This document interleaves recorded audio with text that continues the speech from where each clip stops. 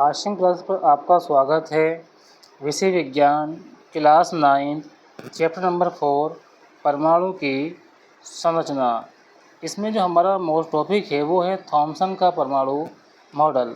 इसके अनुसार परमाणु में धन आवेश तरबूज के खाने वाले लाल भाग की तरह बिखरा है, जबकि इलेक्ट्रॉन धनावेशित गोले में तरबूज के बीज की भांति धंसे रहते हैं। देखिए, यह है थॉमसन का परमाणु मॉडल। अभी जो लाल लाल दिख रहा है, जिस तरह से तरबूज का जो भाग होता है वो लाल होता है, इसमें क्या इस तरह से जो है इसमें जो धनावेश है वो जो है बिखरा हुआ है। और जबकि इलेक्ट्रॉन जो है जिस तरह से तरबूज के बीज होते हैं, बीज जो उस लाल भाग में धंसे रहते हैं, इस तरह से क्या इलेक्ट्रॉन जो है इसमें धनावेशी जो गोले हैं इसमें जो है धंसे रहते हैं। अब इसमें जो है ये चित्र बनाना है।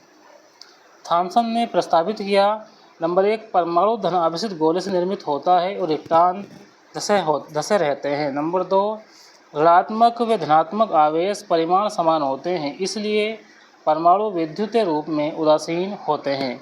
अभी जो इन्होंने मॉडल दिया है उस मॉडल की क्या कमियां हैं? ये कमियां इस प्रकार है। नंबर 1, थॉमसन अपने परमाणु मॉडल का कोई प्रायोगिक सत्यापन प्रस्तुत नहीं कर सका। नंबर 2, रदरफोर्ड तथा अन्य वैज्ञानिकों द्वारा परमाणु संरचना के संदर्भ में किए गए प्रयोगों को अपने परमाणु मॉडल द्वारा स्पष्ट करने में असफल रहा है। इसको समझते हैं आगे। देखिए, ये जो है एक थॉमसन का क्या है परमाणु मॉडल है। अब इसमें जो ये लाल भाग है, इस लाल भाग में जो है तरबूज जो धनावेशित होते हैं, जिस तरह से तरबूज का लाल भाग होता है, इस तरह से क्या है इसमें जो परमाणु है इसमें जो है धनावेशी जो भाग है वो बिखरा हुआ होता है। और तरबूज के अंदर जिस तरह से बीज लगे हुए होते हैं, इस तरह से क्या है इसमें जो है इलेक्ट्रॉन जो है वो धंसे रहते हैं। अब ये जो क्या होते हैं, ये जो परमाणु होता है वो उदासीन होता है, क्योंकि जितने इसमें धनावेश होते हैं उतने ही क्या है इसमें ऋण आवेश पाए जाते हैं। इसलिए क्या होता है, जो परमाणु जो होता है वो उदासीन होता है।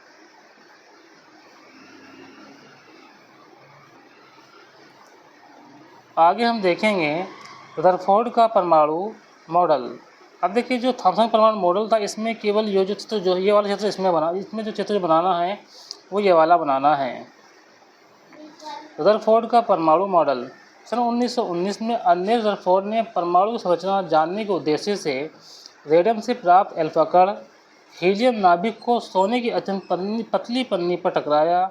उन्होंने सीधी रेखा में जाते हुए अल्फा कणों के सोने की पतली पन्नी टकराने के उपरांत उन कणों की दिशा का परीक्षण जो है क्या है। रदरफोर्ड के प्रकीर्णन प्रयोग के प्रक्षेपण। इससे निम्नलिखित प्रशिक्षण जो है प्राप्त हुए। नंबर 1, अधिकांश अल्फा कण सोने की पन्नी से सीधे निकल गए। यानी जो ज़्यादातर जो अल्फा कण होते हैं, जब इसमें वो प्रक्षेपण कराया गया तो ज़्यादातर जो अल्फा कण होते हैं वो सोने की पन्नी से क्या होते हैं, सीधे निकल जाते हैं। नंबर 2, कुछ अल्फा कण मूल पथ से विभिन्न कणों पर विक्षेपित हो जाते हैं। मतलब जो उसका मूल पथ था, अब जो ज़्यादातर अल्फा कण थे वो तो सीधे निकल जाते हैं, लेकिन कुछ अल्फा कण जो होते हैं वो इधर से जो मूल पथ है उस मूल पथ से क्या होते हैं वो विक्षेपित हो जाते हैं, यानी कि वो अपने रास्ते से थोड़े से क्या होते हैं, हट जाते हैं। नंबर 3, प्रत्येक 12,000 कणों में से एक कण टकराकर अपने मार्ग में वापस लौट आया। यानी कि जो ज़्यादातर जो कण थे उसमें से क्या हुआ, एक कण जो है वो टकराता है, टकराने के बाद जो जिस मार्ग से वो जाता है उसी मार्ग में क्या होता है, वापस लौट आता है। इसके निष्कर्ष क्या, देखिए इसमें जो चित्र बनेगा वो चित्र जो है ये वाला बनेगा। निष्कर्ष। नंबर 1, परमाणु का अधिकतर भाग खाली है, क्योंकि अधिकतर अल्फा कण बिना विक्षेपित हुए सोने की पन्नी से बाहर निकल जाते हैं। इस रिक्त भाग को उसने अतिरिक्त नाभिकीय भाग कहा है। नंबर 2, बहुत कम कण अपने मार्ग से विक्षेपित होते हैं, क्योंकि अल्फा कणों पर धनावेश होता है तथा परमाणु के अंदर किसी स्थान पर धन आवेश उपस्थित होगा। नंबर 3, लगभग 12,000 कणों में से एक कण 180 डिग्री पर विक्षेपित हुआ अर्थात अपने मार्ग में वापस लौट आता है। रदरफोर्ड के परमाणु मॉडल की सीमाएं या कमियां। रदरफोर्ड के परमाणु मॉडल की कमियां निम्न प्रकार है। नंबर 1, रदरफोर्ड परमाणु मॉडल के स्थायित्व को स्पष्ट नहीं कर सका। नंबर 2, रदरफोर्ड का परमाणु मॉडल ये भी स्पष्ट नहीं कर सका कि परमाणु में अतिरिक्त नाभिकीय भाग में इलेक्ट्रॉन का वितरण किस प्रकार होता है। देखिए, जो परमाणु मॉडल है रदरफोर्ड का, इसको जो है समझते हैं। देखिए, यहाँ हम समझेंगे रदरफोर्ड का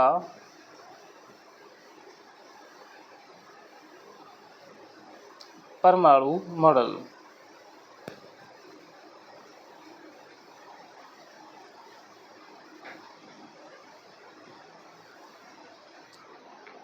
अब देखिए, जो अल्फा कण है, जब यहाँ से अल्फा कण आते हैं तो होता क्या है, ये जो ज़्यादातर अल्फा कण जो होते हैं वो मार्स से क्या होते हैं, सीधे निकल जाते हैं।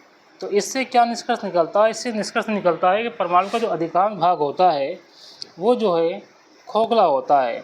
अब जो कुछ अल्फा कण होते हैं वो यहाँ टकराते हैं और जो है अपने स्थान से क्या होते हैं, वो विक्षेपित हो जाते हैं। उससे पता चलता है कि जो परमाणु का जो भाग होता है वो धनावेशित होता है। लेकिन बहुत कम अल्फा कण ऐसे होते हैं जो सीधे जाएंगे और सीधे जाने के बाद क्या हो, टकराएंगे। टकराने के बाद जो है जिस मार्ग से वो गए थे उसी मार्ग में जो है वापस लौट आते हैं। वीडियो को लाइक करें, शेयर करें और चैनल को सब्सक्राइब करना ना भूलें। इस तरह से आपको जो है वीडियो मिलती रहेगी। Thanks for watching this video.